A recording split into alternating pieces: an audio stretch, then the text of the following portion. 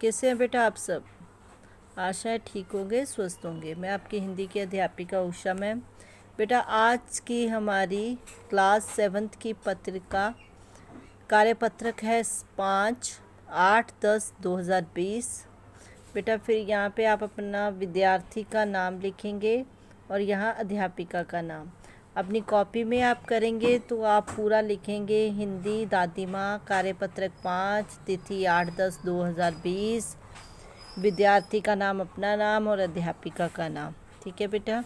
आगे बेटा जैसा कि हम ये हमारा दादी माँ पाठ है, तो दादी माँ की पाठ में हमने पहले भी पढ़ा है इसकी। आज ये वर्कशीट है हमारे पास, तो बेटा चलिए इस वर्कशीट को शुरू करते हैं।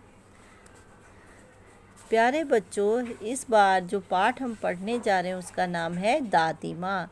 नाम से ही आप समझ गए होंगे कि लेखक अपनी दादी को याद करते हुए लिखते हैं कि उनकी दादी किस प्रकार सबका ख्याल रखती थी। आइए जानिए लेखक क्या कहते हैं और पूछे गए प्रश्नों के उत्तर भी हम देंगे इसमें। दादी माँ को गांव की 50 किस्म की दवाओं के नाम याद थे।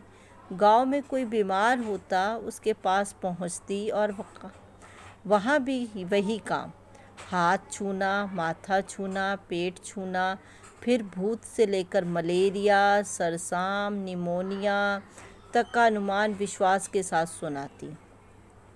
महामारी के दिनों में रोज़ सवेरे उठकर स्नान के बाद लवंग और गुड़ मिश्रित जलधार, गुग्गल और धूप सफाई कोई उनसे सीख ले। दवा में देर होती, मिश्री या शहद ख़त्म हो जाता, चादर या गिलाफ नहीं बदले जाते तो वो जैसे पागल ही हो जाती। बुखार तो मुझे अब भी आता है, नौकर पानी दे जाता है, मैस महाराज अपना मन से पकाकर खिचड़ी या साबू, डॉक्टर साहब आकर नाड़ी देख जाते हैं और कुनैन मिक्सचर के तीखेपन के डर से बुखार भाग भी जाता है। पर ना जाने क्यों ऐसे बुखार को बुलाने का जी नहीं होता।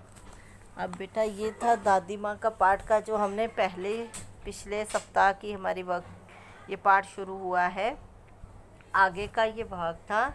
अब बेटा इसके प्रश्न उत्तर हम करेंगे कि गांव में कोई भी बीमार होता तो उसके पास पहुंचकर दादी माँ क्या करती थी। बेटा हमारा ये जो शुरू की पंक्तियाँ हैं कि हाथ छूना, यहाँ से हाथ छूना, ये सारा आप और सुनाती तक आप इसको लिख सकते हैं। उसके बाद महामारी के दिनों में दादी माँ बेटा ये जो पहला प्रश्न है ना, ये आप ऐसे यहाँ से भी देखिए बेटा, जो गद्यांश होता है उसी में से उत्तर भी होते हैं, हमें वो ढूंढने होते हैं।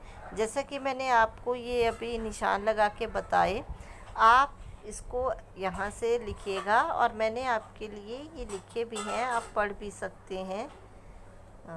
जैसा कि गांव में कोई बीमार होता तो उसके पास पहुंचकर दादी माँ उसके हाथ छूती, माथा छूती, पेट छूती और फिर भूत से लेकर मलेरिया, सरसाम, निमोनिया तक का अनुमान विश्वास के साथ सुनाती। ये था हमारा पहला प्रश्न। अब उसके बाद दूसरा है, लेखक को महामारी के दिनों में दादी माँ क्या किया करती थी। महामारी के दिनों में दादी माँ क्या किया करती थी? रोज़ सवेरे उठकर स्नान, ये देखिए बेटा इसमें दिया गया है, आप गद्यांश भी देखिए। महामारी के दिनों, यहाँ से शुरू हो रहा है ये।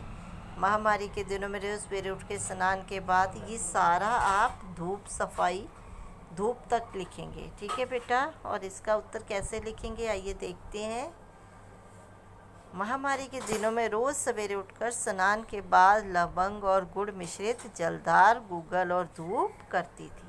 ये दूसरा प्रश्न का उत्तर है। इसी तरह तीसरा प्रश्न, लेखक को जब बुखार आता तो नौकर और महाराज उसके लिए क्या क्या करते थे। ये बेटा, नौकर पानी दे जाता, मैस महाराज अपने मन में से पकाकर खिचड़ी या साबू दाना की जो खिचड़ी बनती है वो दे जाता था। ये इसका आंसर आप ऐसे लिख सकते हैं, इसका उत्तर लेखकों को जब बुखार आता। ये था हमारा तीसरा प्रश्न। इसी तरह चौथा प्रश्न, दवा में देर होती, मिश्री या शहद खत्म हो जाता, चादर या गिलाफ नहीं बदले जाते, तो वह जैसे पागल हो जाती। रेखांकित शब्द किसके लिए प्रयोग किए हैं?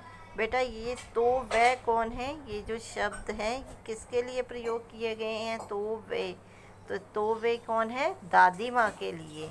ठीक है ना, ये दादी माँ के लिए प्रयोग किए गए हैं। आइए इसका उत्तर देखते हैं।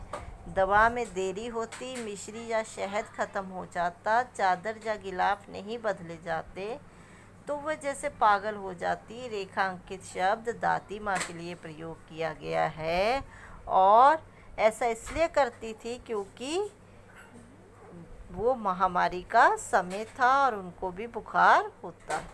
ठीक है, महामारी के समय हर कोई सावधानियां लेना चाहता है ना, तो इसी तरह दादी माँ भी सावधानियों का प्रयोग करती थी। इस समय कौन सी महामारी चल रही है उससे बचने के लिए? बेटा ये तो आपको सबको पता है, हम घर में बंद हैं मार्च महीने से, तो कौन सी महामारी चल रही है ये आप खुद भी लिख सकते हैं। प्रश्न आपको पूरी समझ है इसकी, इस समय क्या चल रहा है, फिर भी मैंने आपको बता देती हूँ कि कैसे लिखना है। इस समय कोरोना महामारी चल रही है और इससे बचने के लिए हम निम्नलिखित उपाय करने चाहिए।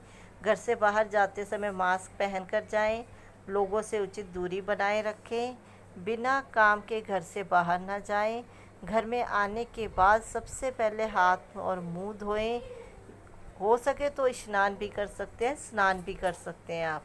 बाहर की खुली खान पान की चीज़ों को ना खाएं।